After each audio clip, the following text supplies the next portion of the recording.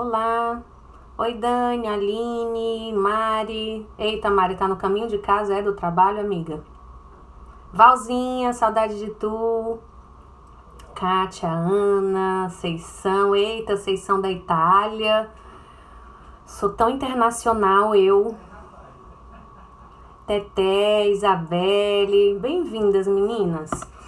Eu deixei pra avisar bem de última hora, né? Que eu ia fazer essas lives, assim. Que na verdade, que eu ia começar hoje. Eu tava na dúvida, assim, se eu ia começar hoje ou não, sabe? Mas, porque, assim, muitas pessoas sabem, meu pai está internado, né, com o Covid. Ele, domingo à noite, teve um desmaio em casa, febre alta. E aí foi internado com quadro de pneumonia. Mas ele tá bem. Hoje mesmo a médica agora à tarde falou que se ele continuar bem do jeito que tá, ele já recebe alta amanhã para continuar o tratamento em casa.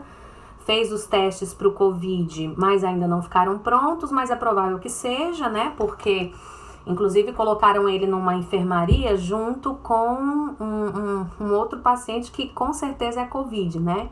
Que já deu positivo. Então ele tá bem, tá certo, gente? Mas, sabe assim, tem dias que às vezes você não tá muito animada, né? A gente tem os nossos dias melhores e outros nem tanto. E aí eu não sabia se eu ia começar, mas eu tava orando, estudando hoje de tarde e achei, senti no coração de começar de fato, certo? Vamos orar pra gente começar, meninas? E enquanto a gente tá orando, as pessoas que estão chegando vão entrando aí devagarzinho. E vamos orar pra gente pedir que o Espírito Santo, né, esteja com a gente e esteja nos inspirando. Vamos fazer uma oração? Senhor, muito obrigada, Deus, por esse dia. Eu te agradeço pelas coisas que o Senhor tem feito, Deus, na minha vida, na vida da minha família. Pelas coisas que o Senhor tem feito e que nós temos testemunhado através da nossa igreja, através das doações, as pessoas carentes. Nós temos estado muito felizes, Senhor, em poder abençoar tantas famílias, Deus. Já foram quase 10 toneladas de alimentos distribuídas na mesa dessas pessoas que realmente não têm o que comer. E nós te agradecemos por isso, Senhor, porque mesmo com o nosso auditório fechado, o Senhor em nenhum momento nos tirou a certeza de que somos igreja. Somos igreja porque nós somos templo do Senhor. Deus, aquele auditório é só o lugar onde a gente se reúne. Mas ele não precisa estar aberto para que a igreja esteja funcionando. A igreja está funcionando e nós continuamos a tua missão, Senhor, através de nós aqui na terra. E nós te agradecemos porque eu tenho visto, Senhor, que nós fazemos parte de uma igreja que entende essa missão, Senhor, entende o que o Senhor tem feito através de nós.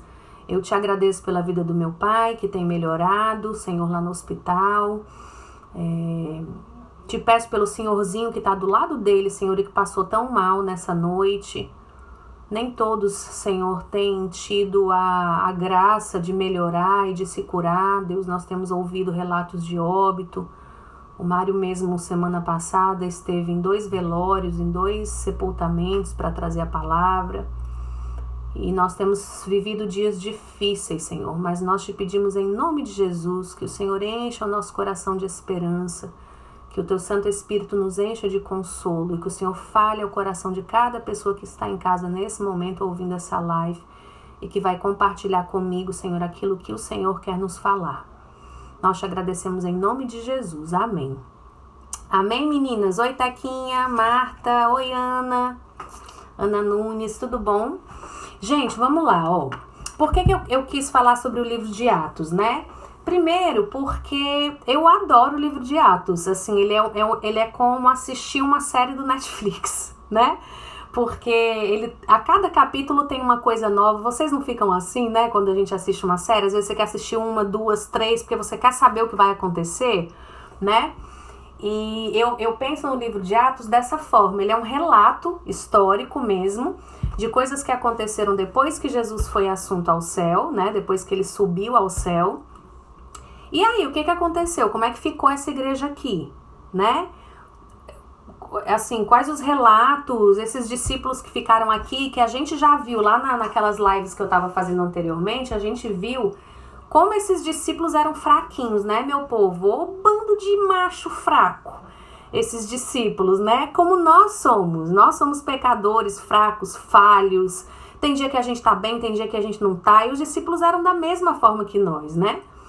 E a gente viu lá nas últimas lives que eu fiz, como Jesus, assim, no último discurso dele, o último momento, o último jantar que ele teve com os discípulos, eu, se fosse Jesus, tinha ficado muito decepcionado, assim, de saber que eu ia morrer no dia seguinte e estava deixando essa qualidade de discípulo aqui para continuar a obra de Deus aqui na Terra. Então a gente viu que eles eram pessoas falhas, fraquíssimas, né? Mas, e como é que a coisa ficou por aqui? Jesus foi realmente assunto, a gente viu que essa coisa da ascensão aconteceu, e essa palavra ascensão a gente viu que é subir, não subir para um céu que está acima de nós, aqui está a terra e o céu de estrelas e lua e nuvens, não, mas é um assunto no sentido de assumir um novo posto, né? Como você diz assim, a rainha da Inglaterra ascendeu ao trono, então você está dizendo que ela assumiu um novo posto e a partir de então ela tem um novo relacionamento, um novo tipo de relacionamento com os seus súditos, né? Então a gente viu lá, a gente terminou, o assunto que a gente falou foi sobre isso nas últimas lives, a gente falou sobre esse assunto nas últimas lives aí. E aí, né, o que aconteceu, então? E eu acho muito bacana o livro de Atos por isso, tá? Porque ele fala desses capítulos realmente como se fosse uma série do Netflix. Eu acho muito bacana ler o livro de Atos. Ele é um livro fácil, de uma fácil leitura, né? Claro que ele tem algumas coisas que a gente vai precisar contextualizar historicamente, mas ele é um livro de fácil leitura, tá? E aí eu queria começar... e outra coisa, gente, não é da minha cabeça, não, tá? Eu tô seguindo o estudo desse livro aqui, ó. A Mensagem de Atos, tá? É um livro do John Stott, ó, tá? Um livro bem grosso, inclusive, porque ele realmente leva a fundo todos os capítulos, cada versículo, trazendo um contexto histórico. É um livro até, assim, não é muito fácil de estudar não, tá? Mas eu estudo e tento trazer para vocês de uma forma bem fácil, para que vocês possam entender. Algumas meninas me perguntaram se eu ia fazer estudos. Gente, para mim, o outro livro, né, que eu fazia estudos e mandava para vocês, eu tinha o PDF do livro, então era muito fácil eu anotar alguma coisa, ir lá no PDF do livro e colocar, né, dentro do estudo. Mas nesse eu teria que realmente digitar tudo. E aí, eu não tenho condições de fazer isso porque eu voltei a dar aula online, né? Eu também tô sozinha em casa, como muitas amigas estão na Isaura, no modo Isaura de ser. E realmente eu não teria tempo para estudar, fazer as minhas anotações e, além disso, produzir um estudo, tá bom? Então, por isso eu não vou mandar estudo. Mas o que eu sugiro? Que você tenha um caderninho seu de anotações e, conforme eu vou trazendo algumas informações, vocês anotam, tá bom? Se vocês tiverem dúvidas, me perguntem. Se eu não souber responder, eu respondo ou no WhatsApp para você em particular ou mando numa nova live, tá certo? Então, vamos lá. O livro de Atos, né? Livro de Atos, ele tá logo depois dos 4 evangelhos. Mateus, Marcos, Lucas e João. E aí vem Atos, tá? Ele é chamado de Atos dos Apóstolos. Mas a gente vai já ver um novo nome que a gente poderia dar para ele, tá? Para esse livro. E ele foi escrito por Lucas, tá bom? Pelo mesmo Lucas que escreveu o Evangelho de Lucas. E Lucas, na verdade, ele escreveu o Evangelho de Lucas e o livro de Atos como se fosse uma coisa só, tá? A gente aqui divide didaticamente na Bíblia, tá certo? Entre o Evangelho de Lucas e o livro de Atos. Mas, na verdade, ele escreveu como se fosse uma única coisa, um único relato, tá? Só que lá no livro de Lucas, ele escreve do nascimento de Jesus e tudo que aconteceu até Jesus ser assunto aos céus. E aqui no livro de Atos ele escreve o que aconteceu depois, dessa igreja primitiva, nesses primeiros anos da igreja, depois que ele foi assunto aos céus e deixou essa missão aqui para esse macharal que a gente já viu que ele não podia, né, assim, que se fosse depender só de quem eram os apóstolos, assim a coisa não teria andado muito. Ainda bem que ele deixou o auxiliador, que a gente já viu que é o Espírito Santo de Deus, e a gente vai ver isso em Atos, como é que isso aconteceu, tá bom? Mas eu queria começar, na verdade, então, lendo com vocês os primeiros versículos do Evangelho de Lucas. Por quê? Porque a gente vai começar a ler uma carta, né? É interessante que eu saiba para quem ela foi escrita. As primeiras palavras da carta, essa introdução, ela é importante. E como eu acabei de falar para vocês, o Evangelho de Lucas e o livro de Atos, eles são praticamente uma coisa só. Na verdade, né? O prefácio do livro de Atos são os primeiros versículos do Evangelho de Lucas, tá? Então, era esses primeiros versículos de Lucas que eu quero ler com vocês, porque, na verdade, ele é a introdução lá de Atos também, tá bom? Então, vamos lá. Lucas, capítulo 1, eu quero ler com vocês dos versículos 1 até o versículo 4, tá bom? Então, vamos lá. Olha só, prestem atenção em cada detalhe.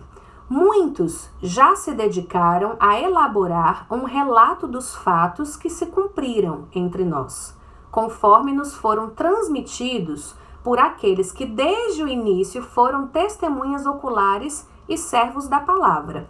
Eu mesmo investiguei tudo cuidadosamente desde o começo e decidi escrever-te um relato ordenado, ó excelentíssimo Teófilo, para que tenhas a certeza das coisas que te foram ensinadas, tá? E aí, no Evangelho de Lucas, ele começa falando do nascimento de Jesus, ok? Enfim, algumas coisas a gente vê nesses primeiros versículos aí, tá?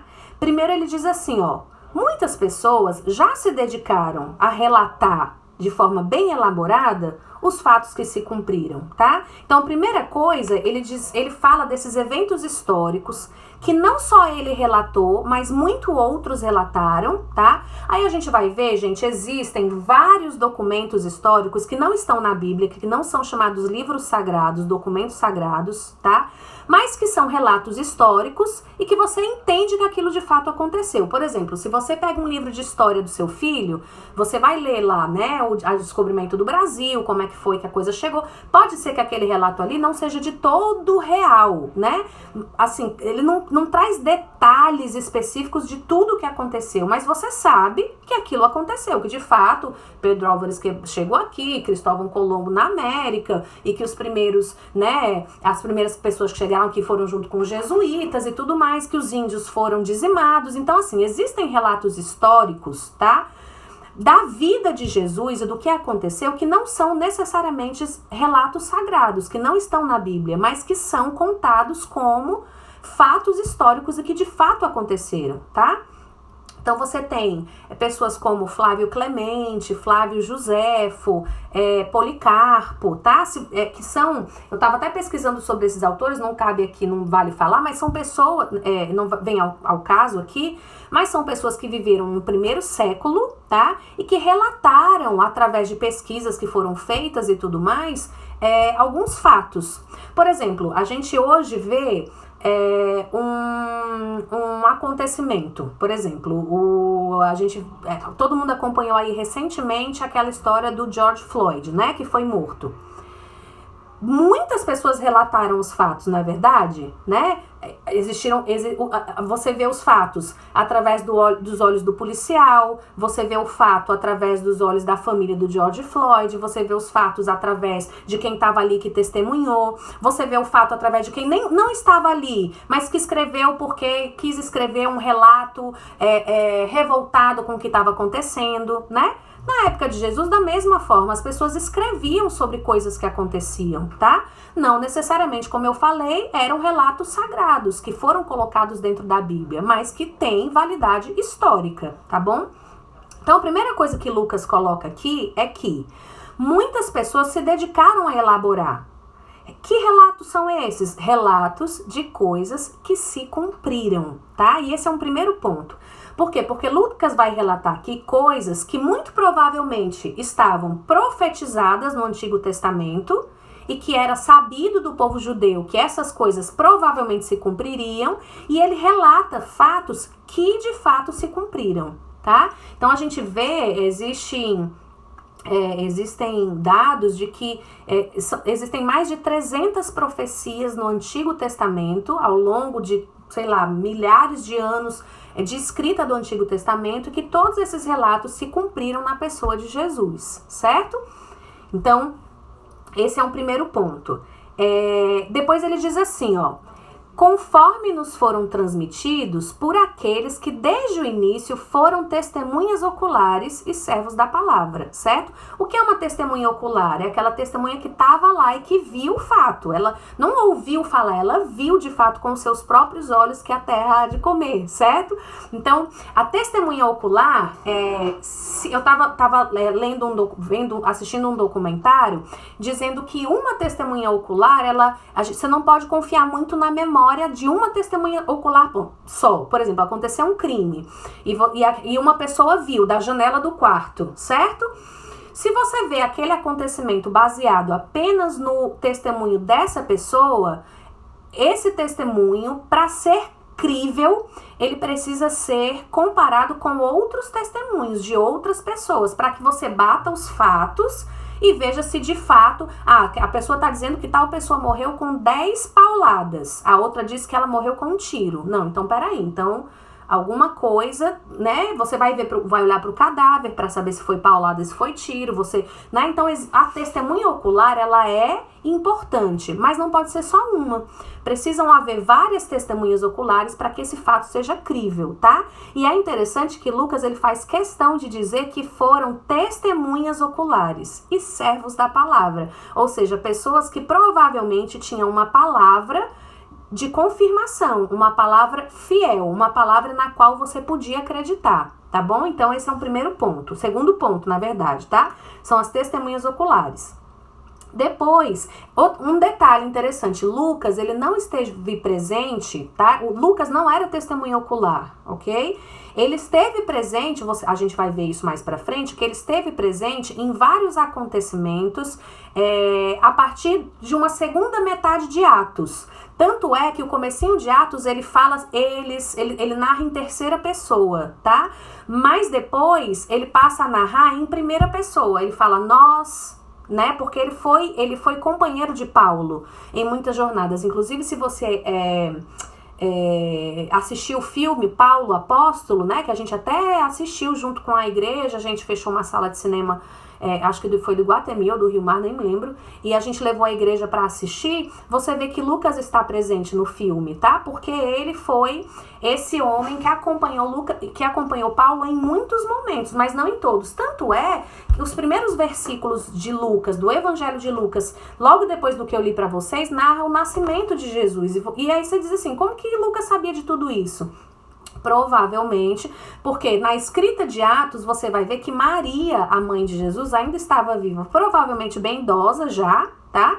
Mas estava viva. Então, provavelmente, Lucas, para escrever o Evangelho de Lucas, tá? Ele conversou com Maria. Tanto é que o relato do Evangelho de Lucas a respeito do nascimento de Maria é como se fosse na perspectiva dela. Ela fala de detalhes do que o anjo falou, ela fala de detalhes de como foi, do que ela sentiu, né? Então, como que alguém saberia o que Maria sentiu? Só ela mesma. Então, provavelmente, ela foi uma das pessoas que participou desses relatos, das coisas que aconteceram e que Lucas trata aqui, tá? É um segundo ponto.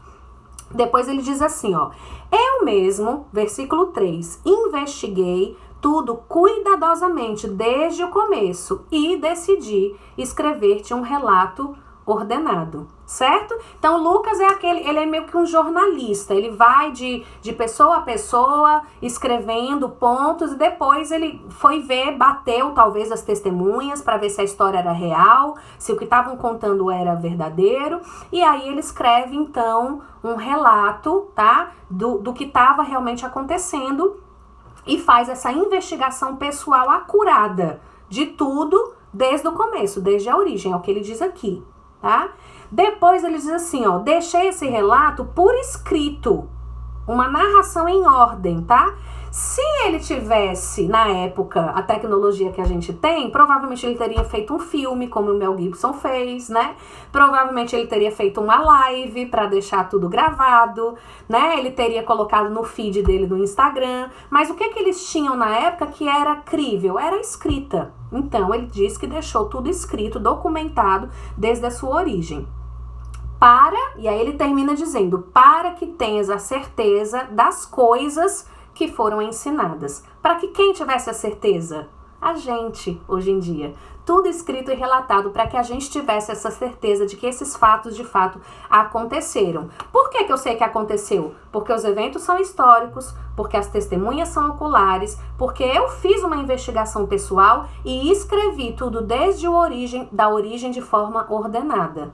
Entendem como é precioso só esses primeiros versículos do Evangelho de Lucas, para que a gente tenha certeza de tudo isso que aconteceu, tá?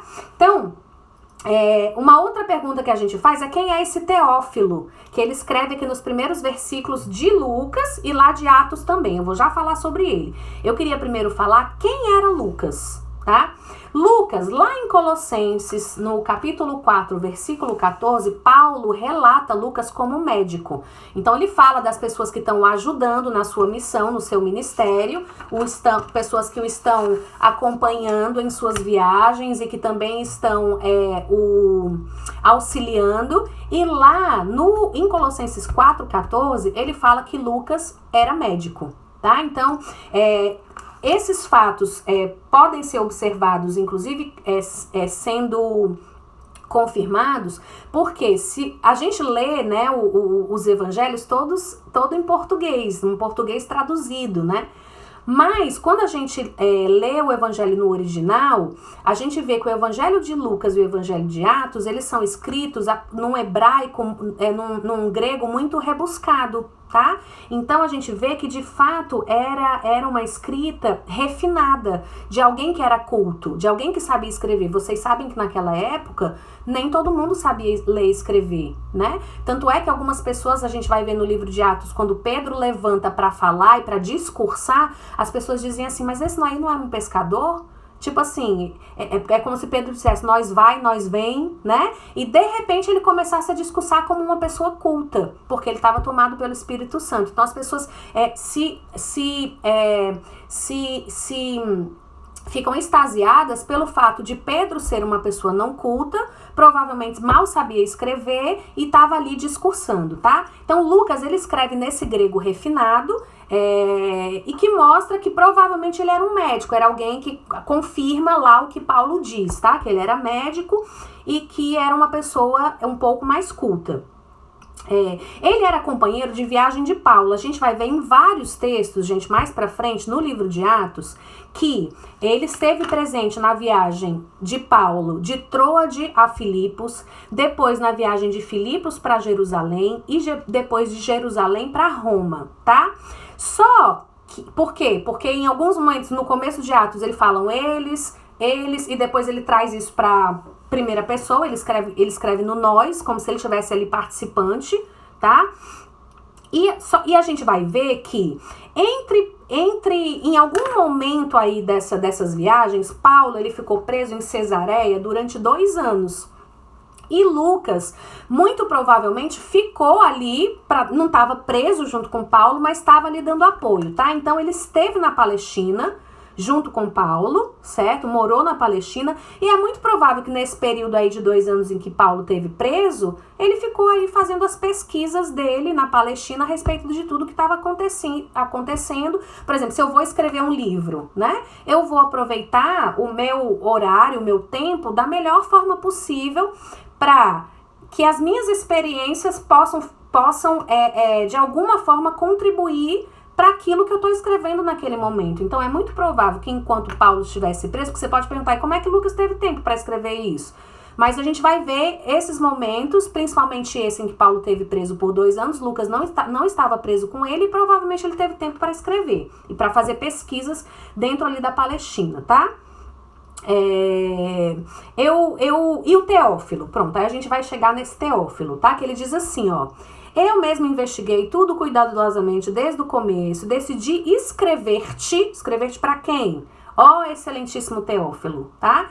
Teófilo, gente, na verdade significa quem ama a Deus. Alguns historiadores, tá? Isso é só uma conjectura, acham que talvez Teófilo fosse só uma forma, um pseudônimo para escrever a carta. Mas outros, a grande maioria dos historiadores, acham que não, que Teófilo de fato era uma pessoa.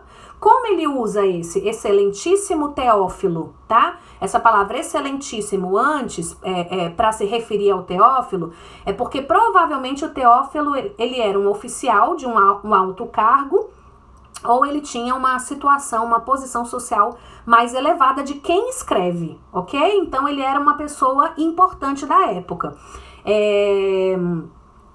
A gente sabe e a gente acha que provavelmente o Teófilo foi alguém que encomendou essa carta, ou esse livro, ou essa pesquisa, essa investigação para Lucas, tá? Era alguém talvez de um posto maior do que Lucas, e que tivesse ali talvez com dúvida, ele ouviu coisas e não sabe se realmente aquilo aconteceu.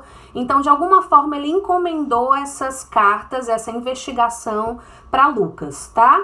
Mas isso são conjecturas, a gente não tem como confirmar isso. Na verdade, a gente só sabe que tanto ele menciona esse Teófilo no Evangelho de Lucas, no início de Lucas, como ele menciona esse Teófilo, e aí, de fato, tá? No livro de Atos, no capítulo 1, porque ele já começa o livro dizendo assim, ó: em meu livro anterior, que livro é esse? O Evangelho de Lucas, Teófilo, tá? E mais uma vez, ele tá escrevendo essa carta, que é uma só, que a gente viu, para esse cara chamado Teófilo, tá bom?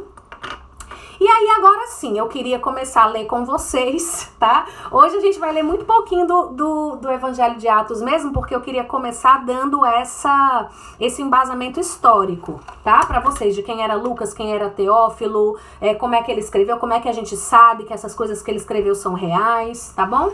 E aí, mas eu vou ler um trechinho. Então, a gente vai ler agora sim, livro de Atos, capítulo 1, certo? A gente vai ler até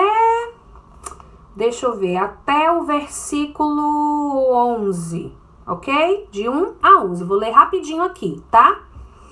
Vou lendo e vou já falando algumas coisas, tá certo? Então, vamos lá, ó. Em meu livro anterior, Teófilo, certo? Que é esse cara aí que a gente não sabe muito bem quem é. Enfim. Escrevi a respeito de tudo o que Jesus começou a fazer e ensinar.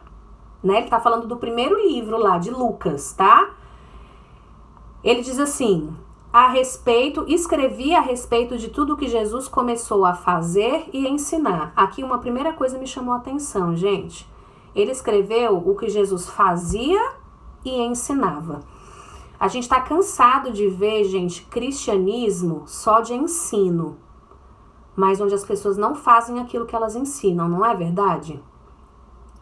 Eu tenho me policiado muito esses últimos tempos para me questionar se aquilo que eu creio, de fato, ao longo da minha vida tem construído quem eu sou, sabe, gente? Nas minhas atitudes. Claro, ninguém é perfeito, a gente erra e a gente peca, mas a gente tem visto muito um cristianismo de moda, um cristianismo onde virou bacana ser cristão, né? Virou um status, virou mais uma das suas grandes qualidades, certo? Mas, na verdade, eu gosto muito de um texto do C.S. Lewis, que ele diz assim, que, por exemplo, a palavra gentleman, do inglês, tá? Antigamente, ela era usada para pessoas que tinham propriedade de terra. Então, se você era um proprietário de terra, um aristocrata rico, você era denominado gentleman. E geralmente as pessoas que eram ricas, donas de terra, eram pessoas o quê? Uma pessoa cortês, uma pessoa educada, uma pessoa que abria a porta da carruagem para a dama entrar, né? E aí, a palavra, ao longo do tempo, ela perdeu o seu significado original, certo? E todo mundo, por exemplo, um homem, mesmo que seja um pobretão, que não tenha terra, mas se é uma pessoa super educada, se diz, tal pessoa é um gentleman, ok? Porque ela perdeu esse significado original. E ele diz que cristianismo, ao longo do tempo, tem perdido o seu significado. Porque se você se diz cristão, isso precisaria definir completamente todo o seu caráter. E o seu caráter é qual? Aquele que é mais parecido com Cristo. Ou seja, você ensina e você faz aquilo que Jesus fez e ensinou. Mas muitas vezes você vê pessoas que se dizem cristãs, mas que a atitude não tem nada a ver com o cristianismo. Então a gente perdeu. Não existe cristão bom e cristão mau. Ah, esse cara é um mau cristão. Vocês estão entendendo? A partir do momento em que eu digo que ele é cristão, pronto, eu estou definindo o que aquela pessoa é. Como antigamente gentleman era o significado da palavra de quem era proprietário de muitas terras. Pronto. Ponto final. Se você não tinha terras, você não era gentleman, por mais educado que você fosse. Entendeu? Então, hoje em dia, a palavra cristão tem perdido esse significado. Então, uma primeira coisa que me saltou ao coração lendo o livro de Atos foi isso. É que Jesus, ele fazia, ele ensinava, mas ele também fazia. E a gente precisa viver esse cristianismo assim, né? Até o dia em que foi elevado... Então, vamos lá. Escrevi a respeito de tudo que Jesus começou a fazer e ensinar, até o dia em que foi elevado aos céus, depois de ter dado instruções por meio do Espírito Santo aos apóstolos que havia escolhido. O Espírito Santo já estava presente aí. Ele nem tinha descido ainda sobre os apóstolos, tá? Mas ele já estava presente aí. Por quê? Porque Jesus é o Espírito Santo e ele é Deus, né? A gente não falou sobre a Trindade? Enfim... É tão interessante essa coisa da Trindade, a gente tendo um estudo bíblico aqui, o Caleb. Mas como assim, eles são 3 em 1, né? A gente perguntando e tudo, eu falei, Caleb, tem uma piada que diz que a gente vai chegar lá no céu e eu vou falar assim, o que você quer saber? Assim que você chegar, eu quero saber como é essa história de vocês serem 3. Aí que Deus vai dizer assim, a gente era bem 1000, mas a gente dizendo que era 3, vocês já fizeram toda essa confusão, imagina, né? Então... É um dos mistérios de Deus, enfim. Depois do seu sofrimento, Jesus apresentou-se a eles e deu-lhes muitas provas indiscutíveis de que estava vivo. Apareceu-lhes por um período de 40 dias, falando-lhes acerca do reino de Deus. Certa ocasião, enquanto comia com eles, deu-lhes esta ordem: não saiam de Jerusalém, mas esperem pela promessa de meu Pai, da qual falei a vocês. Então, uma primeira coisa, tá? Eu queria ressaltar lá no versículo 2 o fato de que ele diz assim, até o dia em que foi elevado aos céus, depois de ter dado instruções por meio do Espírito Santo aos apóstolos que havia escolhido. Os apóstolos foram auto-escolhidos? Não. Eles foram escolhidos por Jesus, certo? Então, esse é um primeiro ponto.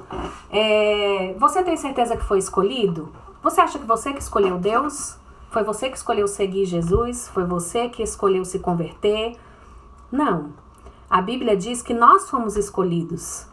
E isso é dádiva de Deus, é dádiva do céu. Ninguém precisa se orgulhar por isso. Porque, na verdade, hoje, se você está aqui nessa live porque você está querendo mais de Deus... Na verdade, esse sentimento que você tem no seu coração não vem de você, vem de Deus em primeiro lugar, porque Ele nos escolhe, né? Então, esse é um primeiro ponto que eu acho lindo, tá? No versículo 3 diz assim, ó, depois do seu sofrimento, Jesus apresentou-se a eles e deu-lhes muitas provas indiscutíveis de que estava vivo, ok? Então, Jesus se revelou a eles. Em outras traduções diz Jesus apresentou-se, né, a eles, diz Jesus se revelou a eles, em outras traduções. É esse Jesus que se revela a eles. Eles não precisaram ir buscar Jesus em nenhum lugar. É Jesus que se revela a eles, tá? E deu provas indiscutíveis de que estava vivo. Jesus tem dado provas indiscutíveis a você de que ele vive. A gente costuma cantar, né, na igreja, porque ele vive, eu posso crer no amanhã. Você tem tido essas provas indiscutíveis de que Jesus está vivo? Ou esse Jesus que você crê, ele é um Jesus que existe só na sua mente ou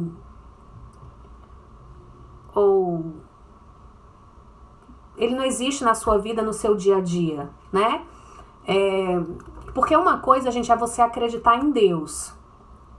Outra coisa é você sentir a presença de Deus agindo na sua vida. Muitas pessoas creem. A Bíblia diz que até o diabo crê, né? Então muitas pessoas acreditam em Deus, mas são poucas as que têm o privilégio de ver essas ações desse Deus que é vivo no nosso cotidiano. Eu tenho visto muitas ações desse Deus vivo na nossa vida e na vida de muitas pessoas que eu acompanho e que eu tô perto. Depois, Jesus os ensinou e os comissionou, tá? Vamos continuar. Ele diz assim, certa ocasião, enquanto comia com eles, versículo 4, deu-lhes esta ordem, não saiam de Jerusalém, mas esperem pela promessa de meu Pai, da qual falei a vocês. Pois João batizou com água, mas dentro de poucos dias vocês serão batizados com o Espírito Santo. Mais uma vez ele reitera a história da promessa do Espírito Santo. Então, os que estavam reunidos lhes perguntaram, Senhor, é neste tempo que vais restaurar o reino de Israel? Ele lhes respondeu, não compete a vocês saber os tempos ou as datas que o Pai estabeleceu pela sua própria autoridade, mas receberão poder quando o Espírito Santo descer sobre vocês, e serão minhas testemunhas em Jerusalém, em toda a Judéia, Samaria e até os confins da terra. A Bíblia diz que quando nós aceitamos Jesus como nosso Senhor e Salvador, o Espírito Santo de Deus passa a habitar e nós nos tornamos templo desse Espírito Santo. E esse Espírito Santo, descendo sobre nós, nos dá poder, nos dá autoridade para que a gente seja testemunha. Aonde? Em qualquer lugar. Jerusalém, Judéia, Samaria, confins da terra. Tendo dito isto, foi elevado às alturas, enquanto eles olhavam, uma nuvem os encobriu da vista deles. E eles ficaram com os olhos fixos no céu, enquanto ele subia. De repente surgiram diante deles 2 homens vestidos de branco que lhe disseram, Galileus, por que vocês estão olhando para o céu? Este mesmo Jesus, que dentre vocês foi elevado aos céus, voltará da mesma forma como viram subir. Tá? E aí sim, agora sim, começa de fato o livro de Atos, tá? E aí a gente vai falar sobre esse livro nas lives, na semana que vem a gente já vai falar sobre a escolha de Matias, porque Judas morre, né? E eles precisavam colocar no lugar de Judas um novo apóstolo, e a gente vai ver como é que essa escolha foi feita, tá? Mas eu queria chamar a sua atenção hoje para quê? Jesus escolheu esses discípulos, Jesus se revelou a eles, Jesus os enviou ou comissionou e Jesus prometeu o Espírito Santo de Deus. É isso que ele tem feito na sua vida, porque é isso que ele faz. É isso que ele faz na vida dos discípulos dele. Primeiro ponto, saiba que Deus escolheu você. Segundo, Deus, se ele escolheu você, ele vai se revelar a você. Vai se revelar naquilo que você precisa. Seja na paternidade, seja no amor, seja no Deus que é consolador, seja no Deus que é provedor, seja no Deus... Ele vai se revelar a você naquilo que ele precisa se revelar. Jesus tem várias faces e ele vai se revelar a você naquilo que ele precisa. É Jesus que envia você.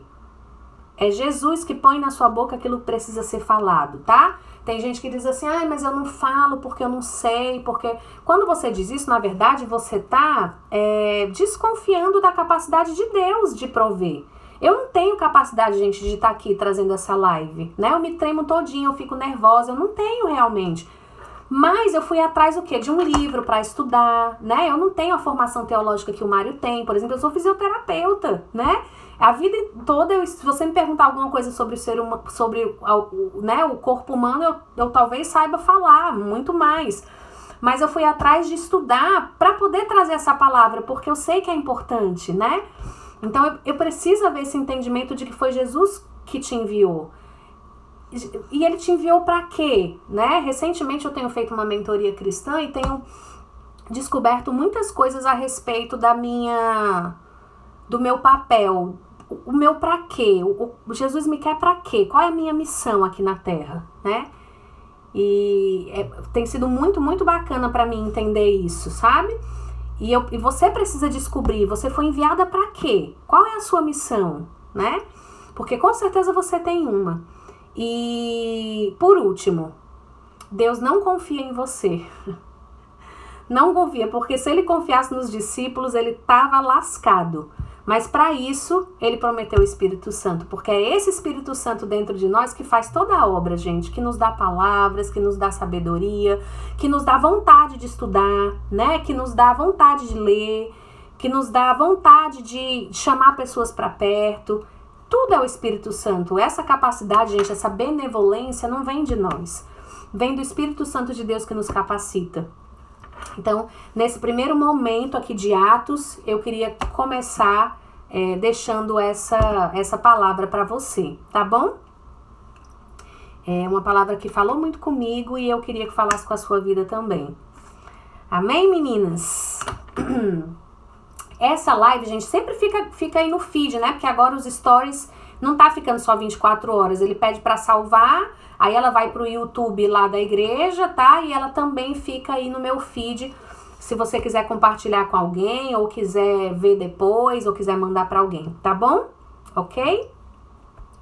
Então vamos lá, meninas. Toda terça e quinta a gente vai estar junta, tá? Eu já extrapolei aqui meu horário, porque eu sempre prometo pra vocês que a gente vai ficar no máximo meia hora, 40 minutos, numa live, pra ninguém ficar cansado.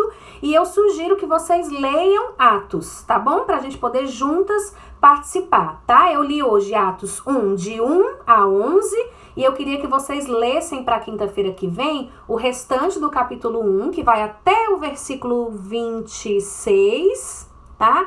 E já comecem a ler Atos 2, que é muito bacana, que é, de fato, a vinda do Espírito Santo, tá bom? E a gente vai ver como é que isso aconteceu e tentar trazer isso para os nossos dias, ok? Tá bom? Gente, Deus abençoe vocês, amo todas vocês que estão aqui, se tiverem dúvidas, perguntem, ok? Continuem orando pelo meu pai, para que ele saia do hospital logo, receba logo alta, e Deus abençoe vocês, viu? Um beijo, amigas, beijo, beijo. Ó, gente, fiz minha unha depois de 3 meses. Que alegria, vocês fizeram de vocês também? Eu fiz sexta-feira pro Dia dos Namorados, ó, vermelha, que meu marido gosta. Né? A gente tem que fazer a vontade do marido. Ok?